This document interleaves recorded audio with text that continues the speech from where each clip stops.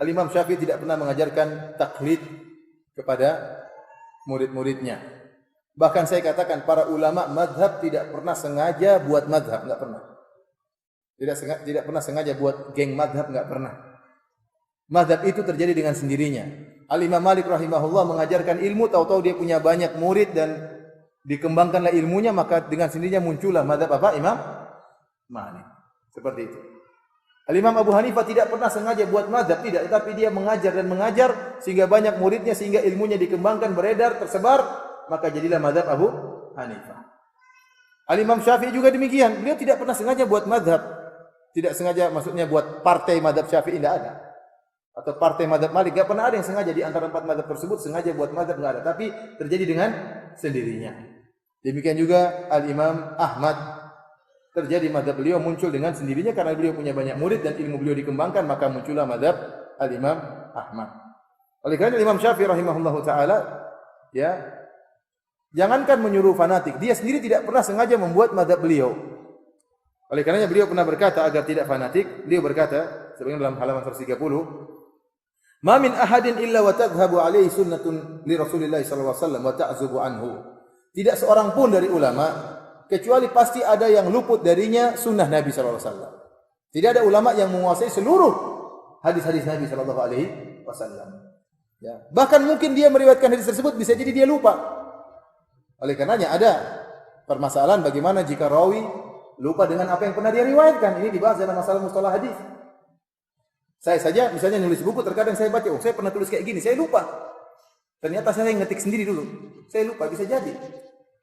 Oleh karena tidak ada ulama yang menguasai seluruh hadis-hadis Nabi sallallahu alaihi wasallam. Pasti ada hadis-hadis yang terluputkan darinya. Maka Imam Syafi'i mengatakan, jika perkaranya demikian, ada hadis Nabi yang luput dari saya, famahma qultu min qaulin aw saltu min aslin fihi an Rasulillah sallallahu alaihi wasallam khilafu ma qultu fal qawlu ma qala Rasulullah sallallahu alaihi wasallam. Jika perkaranya demikian, maka pendapat apapun yang saya utarakan atau kaidah apapun yang saya sampaikan, jika ternyata menyelisih sunnah Rasulullah sallallahu alaihi wasallam, maka pendapatku harus disesuaikan dengan pendapat Rasulullah sallallahu alaihi wasallam. Ini Rasulullah sallallahu alaihi wasallam, Imam Syafi'i memerangi taklid.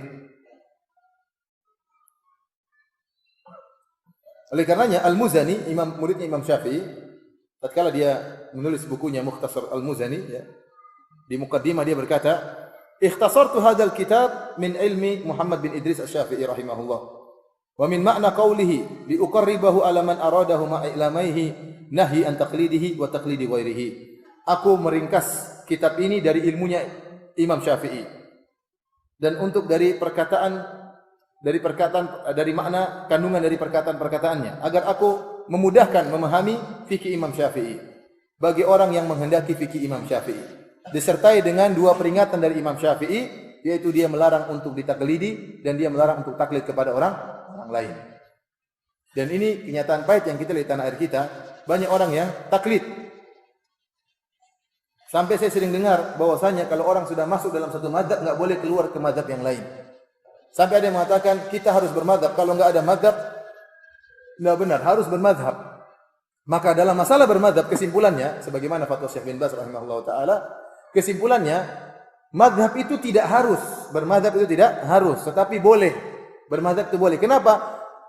Kata lain dari bermadzhab artinya berguru. Anda kalau bermadzhab Syafi'i artinya Anda berguru dengan ilmu siapa? Imam Syafi'i. Apakah berguru dengan Imam Syafi'i dilarang? Ya jelas tidak. Seorang tatkala mengatakan saya bermadzhab Maliki artinya saya belajar agama dengan metode dan kaidah-kaidah yang telah dijelaskan oleh Al-Imam Malik. Maka saya berguru dengan Imam Malik, maka dikatakan saya bermadzhab dengan madzhab apa? Maliki. Sama kalau seorang mengatakan saya bermadzhab dengan madzhab Abu Hanifah, berarti saya mempelajari agama melalui metode dan cara pemikiran kaidah yang dijelaskan oleh Al-Imam Abu Hanifah. Oleh karenanya bolehkah bermadzhab? Jawabannya jelas boleh. Karena ada orang mengatakan tidak boleh bermadzhab. Siapa yang bilang tidak boleh? Banyak ulama salaf bermadzhab. Syekh Muhammad bin Al-Wahhab rahimahullah bermadzhab Hambali. Syekh Islam Ibnu Taimiyah rahimahullah bermadzhab apa? Hambali. Jadi bermadzhab itu boleh, yang dilarang kalau fanatik. Yang dilarang kalau apa? Fanatik mazhab. Kenapa? Karena para imam mazhab tidak pernah mengajarkan fanatik. Tidak pernah mengajarkan fanatik. Ada yang mengatakan tidak boleh kita bermadzhab. Terus kamu belajar sama siapa? Ya sama guru saya. Sama, kamu madhab gurumu kalau begitu. Ya. Mending saya berguru sama Imam Syafi'i daripada gurumu yang enggak jelas ilmunya. Dia tidak. Gurunya bisa apa? Quran juga masih goyang-goyang, hadis enggak jelas. Ya. Kaidah enggak tahu buku kaidah apa yang pernah dia buat. Tulisannya yang jiplak misalnya, terus saya tidak boleh bermadhab Syafi'i, terus harus bermadhab sama gurumu. Oleh karenanya pernyataan tidak boleh bermadhab juga salah. Ada yang tidak boleh bermadhab. Ini juga tidak benar. Ini bid'ah juga. Kalau gitu ente bermadhab, ente berguru sama siapa?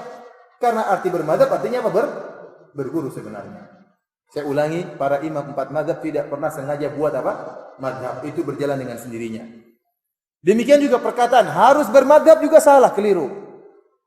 Kenapa? Karena madhab-madhab itu muncul belakangan. Nah, bagaimana dengan para sahabat dulu madhabnya apa? Abu Bakar rahimahullah dulu madhabnya apa? Imam Syafi'i belum lahir. Imam Abu Hanifah belum lahir, Imam Malik belum lahir. Madhabnya apa Abu Bakar? Madhabnya apa Umar? Apa madhabnya Utsman? Apa madhabnya Ali? Madhabnya madhab Rasulullah sallallahu alaihi wasallam. Jadi mengatakan harus bermadhab juga tidak benar. Tidak ada keharusan. Yang harus adalah mengikuti Al-Quran dan Sunnah dengan pemahaman para salaf. Tetapi apakah kita boleh memahami pemahaman para salaf melalui metode Abu Hanifah? Boleh. Bolehkah kita memahami pemahaman salaf dengan metode Imam Syafi'i? Boleh, dengan madhab Syafi'i. Atau dengan madhab Imam Ahmad atau madhab dengan Imam Malik. Di antara dalil bahwasanya tidak ada kewajiban bermadhab, buktinya Imam Malik tidak pernah menyuruh murid-muridnya harus bermadhab dengan madhab dia. Imam Syafi'i sendiri tidak taklid kepada Imam Malik. Bahkan dia punya madhab yang baru, menyelisih gurunya sendiri. Bahkan Imam Syafi'i membantah gurunya dalam beberapa bantahan. Terkadang bantahan Imam Syafi'i sendiri keras terhadap gurunya, terkadang. Demikian juga Imam Syafi'i tidak pernah menyuruh murid-muridnya harus bermadhab dengan madhab dia. Buktinya di antara muridnya adalah Imam Ahmad. Tidak bertaklid kepada Imam Syafi'i meskipun dia mengakui ilmunya Imam Syafi'i dan dia mengatakan Imam Syafi'i seperti matahari bagi bumi, toh dia punya madhab sendiri. Madhab Imam Ahmad menunjukkan mereka tidak pernah taklid di antara mereka. Kemudian juga kalau kita harus bermadhab, madhab bukan cuma 4 tersebut, banyak madhab yang lain. Ada ulama-ulama yang lain yang dahulu mereka punya madhab seperti Ishaq bin Rahawai atau Ishaq bin Rahuyah. Dia punya madhab sendiri. Abu Thawr punya madhab sendiri. Daud Az-Zahiri punya madhab sendiri. Tetapi madhab-madhab ini menjadi musnah, sudah tidak ada lagi, hilang, ditelan masa. Kenapa? Murid-muridnya tidak mengembangkan. Ini nasib seorang guru kalau muridnya tidak perhatian seperti itu. Akhirnya apa? Hilang, ditelan masa. Ya. Sehingga madhab-madhab tersebut tidak berkembang. Padahal dahulu ada madhab tersebut dan nukilan-nukilan pendapat mereka masih dinukil. Misalnya kalau untuk baca Sunan Tirmidzi, Imam Tirmidzi rahimahullah dalam sunannya sering menukil. Dan inilah pendapat si fulan karena mereka dahulu punya madhab. Sekarang sudah tidak ada. Kenapa? Karena tidak ada yang mengembangkan ilmu mereka. Sampai madhab Zahiriyah saja sekarang hampir-hampir tidak ada. Kenapa madhab Zahiriyah masih eksis? Karena bukunya ada. Seperti Al-Imam Ibnu Hazm punya buku Al-Muhalla sampai sekarang masih ada sehingga dibaca, sehingga masih terus ada madhab Zahiriyah. Padahal dari sisi guru-guru, dari sisi pondok hampir-hampir enggak ada di dunia sekarang ini ada pondok bermadhab Zahiri, hampir-hampir enggak ada. Adapun pondok bermadhab Hanafi masih banyak. Adapun pondok-pondok bermadhab Syafi'i masih banyak di tanah air kita. Adapun pondok-pondok bermadhab Maliki masih banyak di Afrika. Adapun pondok-pondok bermadhab Hambali masih banyak di daerah Timur Tengah, ya seperti Saudi, kemudian di Kuwait dan yang lainnya. Dari sini kita tahu bahwasanya pernyataan wajib bermadhab juga keliru dan pernyataan tidak boleh bermadhab juga apa? Juga keliru. Makanya saya sering mendengar keluh kesah orang-orang yang haji dan umrah tatkala di Madinah. Mereka datang, Ustaz, kita ini bermadhab Syafi'i Ustaz. Terus repotnya Ustaz, kalau kita tawaf kita pasti nyentuh wanita yang bukan mahram kita. Dan dalam madhab Syafi'i menyentuh wanita batal hukumnya. Wah repot, kalau lagi tawaf orang lagi rame, batal lagi, gimana cara tawaf? Padahal kalau batal wudu, tawaf tidak sah menurut 4 madhab. Mereka bingung. Sampai akhirnya ada yang memberi caranya kamu merubah madhabmu tatkala itu karena darurat. Dia benar ini difatwakan. Sampai ada niat, aku berniat untuk merubah madhabku dari madhab Syafi'i kepada madhab Maliki sementara. Tapi diniatkan. Sehingga ada yang mengatakan caranya kamu wudunya sudah wudu model Maliki, jangan wudu Syafi'i. Wudu Syafi'i kan cuma gini-gini katanya. Wudu Maliki harus dirubah. Kenapa? Supaya pembatal wudunya juga pembatal wudu Maliki. Nah, menurut Imam Malik menyentuh wanita itu tidak membatalkan apa? Wudu. Nah, kamu jangan wudu dengan mazhab Syafi'i. Wudulah dengan mazhab apa? Malik. Sampai timbul fatwa seperti ini. Apakah Imam Syafi'i pernah mengajarkan kalau kamu kepepet rubah mazhabmu? Tidak ada juga. Jadi saya katakan kalau kamu bermazhab Syafi'i dan kamu yakini kebenarannya harus kamu konsekuensi. Komitmen dengan mazhab tersebut. Terus bagaimana Ustaz? Ya sudah, kamu kalau umrah tahan jangan sampai kesentuh. Tutup tanganmu dengan kain ihrammu. Ya, mazhab Syafi'i nyentuh istri batal. Jangan pegang-pegang istrimu kalau tawaf. Ini konsekuensi seperti itu. Kalau istrimu pegang kain, jangan pegang apa secara langsung. Kalau batal ya wudu di situ. Ini kalau mau komitmen dengan mazhab Syafi'i dalam masalah tawaf, bahwasanya menyentuh wanita membatalkan wudu. Tapi kalau saya jelaskan, menurut saya lebih menguatkan pendapat gurunya Imam Syafi'i, pendapat Imam Malik, bahwasanya menyentuh istri atau menyentuh wanita tanpa syahwat tidak membatalkan wudu. Ya, tapi saya tidak bisa paksa mereka, saya cuma jelaskan. Tapi pernyataan boleh rubah mazhab ini ini jadi tanda tanya. Memang Imam Syafi'i tidak pernah mengharuskan dia harus bermadzhab seperti dia. Kenapa? Kalau kita mengatakan seorang kalau sudah mazhab Syafi'i enggak boleh keluar, ini melazimkan Imam Syafi'i maksum. Berarti semua kebenaran berada pada satu mazhab saja. Dan ini melazimkan Imam Syafi'i nabi yang lain. Seperti kedudukannya seperti Rasulullah SAW. Baru saya berpendapat harus bermadzhab Hanafi, enggak boleh keluar-keluar, maka seakan-akan Imam Abu Hanifah maksum. Kelazimannya demikian. Loh, kenapa saya enggak boleh keluar di mazhab Abu Hanifah?